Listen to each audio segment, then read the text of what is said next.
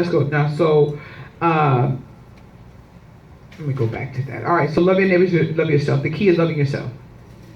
That's the first key. How do you treat people? How do we treat people? We love ourselves. And let's look at that because a lot of it has a lot of self-hatred.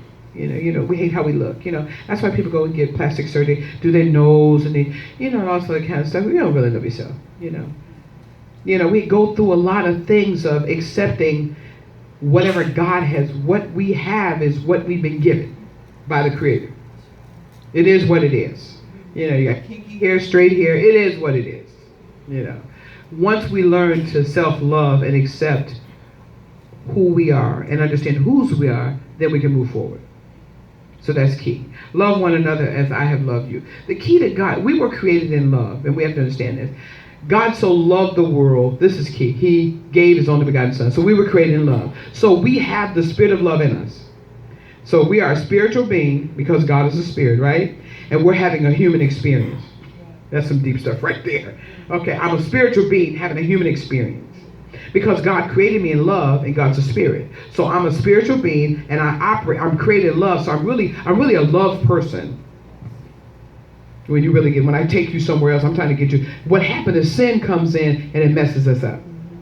But the original intent of God was for us to be created in love. And to love other people. Well, but what we do is we have our prejudices and we have our biases. And so that hinders us from really walking in the love that God wants us to walk in. Make sense? All right. So now, how do we address our enemies? Because you're going to have haters. Jesus said, love your enemies. So when I'm loving you, that means that I am choosing to love you beyond your faults. And I know you're jacked up, toe up, from the flow up. But I choose to love you beyond your faults. Because the Bible said, he that is spiritual, pray for a brother or sister that's weak. So I need to pray for you that you would be restored and be strong and be healthy, because I'm a little stronger than you. But we don't do that because we're so busy killing people. See, we can't restore anybody in the spirit of meekness because we don't have no meekness in us. We're our own unforgiveness, our own resentments, and it's all about me and my for and no more. It's not about extending God's love and grace and mercy to others who are less fortunate. That's when we talk about doing the homeless and the stuff that we do. It's but for the grace of God to go I and been there, done that.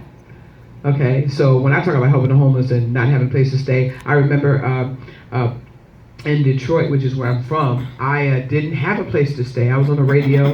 I was an evangelist in the streets, and I remember in the Cass Corridor in Detroit, and I was ministering to prostitutes. Now, that was my first call to ministry, was the streets of prostitutes.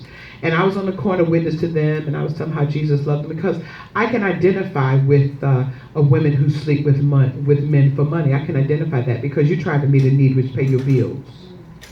And to you at that point, your gold mine is, your vajayjay. Okay? So, and when you understand the value of that, you see, I get it.